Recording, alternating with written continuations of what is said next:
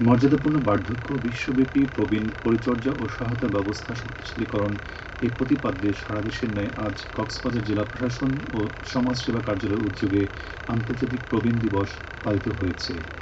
দিবসটি উপলক্ষে সকালে বর্ণাঢ্য শোভাযাত্রা ও আলোচনা সভা অনুষ্ঠিত হয়। জেলা প্রশাসকের কার্যালয় চত্বর থেকে শোভাযাত্রা বের হয়ে প্রধান সড়ক প্রদক্ষিণ করে। পরে জেলা প্রশাসকের কার্যালয়ে শহীদ এইচ.এম. জাফর আলম সম্মেলন কক্ষে অনুষ্ঠিত আলোচনা সভায় প্রধান অতিথি ছিলেন জেলা প্রশাসক মোহাম্মদ সালাউদ্দিন। সমাজসেবা অধিদপ্তরের উপপরিচালক হাসান মাসুদের সভাপতিত্বে সভায় অতিরিক্ত জেলা প্রশাসক সার্বিক মোহাম্মদ ইয়ামিন হোসেন, অতিরিক্ত পুলিশ সুপার মোহাম্মদ শাকিল আহমেদ সহ সংশ্লিষ্টরা বক্তব্য রাখেন। এ সময় সরকারের বিভিন্ন দপ্তরের কর্মকর্তা, প্রবীণ হৈতৈষী সংঘের নেতৃবৃন্দ উপস্থিত ছিলেন। জেলা প্রশাসক বলেন, সরকার জাতীয় ও স্থানীয় পর্যায়ে সরকারি সেবা সহায়তা প্রবীণ বান্ধব করেছে।